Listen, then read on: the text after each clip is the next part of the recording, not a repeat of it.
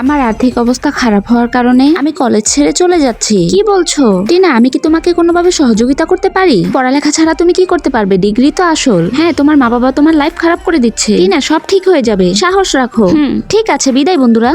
টিনা পড়ালেখা ছেড়ে দিলে লাইফে কখনোই সাকসেস হতে পারবে না। সব ফ্যামিলির আর্থিক অবস্থা একরকম হয় না। ওর আর্থিক অবস্থার কারণে কলেজ ছেড়ে দিয়েছে, এর মানে এটা নয় ও লাইফে হেরে গেছে। ডিগ্রি না থাকলে টিনা সফল হবে কিভাবে? আর তুমি ওই গরিবের হয়ে কথা বলা বন্ধ করো। আরে ইয়ার, এই সকাল 8টায় ক্লাস টাইপ কে বানিয়েছে? ঘুমাতে দাও। রুহি ওঠো, ক্লাসের দেরি হয়ে যাচ্ছে। না, আমি আজকেও যাব না। তোমার কাছে ডিগ্রি নেই, আমরা তোমাকে চাকরি দিতে পারবো না। কিন্তু স্যার, আমি ইউনিভার্সিটিতে সবসময় ভালো রেজাল্ট করেছি, আমার স্কেল ভালো। সরি, ডিগ্রি লাগবে। ঠিক আছে, ধন্যবাদ। একদিকে রোশনি ও রুহি প্রতিদিন ক্লাস বন্ধ করছিল, ওদিকে সাকিনা আর টিনা সফল হওয়ার চেষ্টা করছিল। স্যার, আমার নাম টিনা, এখানে আমার কাজ আর বায়োডাটা আছে। তোমার সবগুলো কাজ খুব সুন্দর হয়েছে। আচ্ছা বলো, আমি তোমাকে যা কাজ দিব তাই কি তুমি করতে পারবে? জি স্যার, যেটা না পারবো আমি শিখে নিব। তাহলে কাল থেকে জয়েন করো। কিন্তু স্যার, আমার কাছে কোনো ডিগ্রি নেই। কোনো সমস্যা নেই, আমাদের এখানে পরিশ্রম ও যোগ্যতাই আসল। Thank you sir.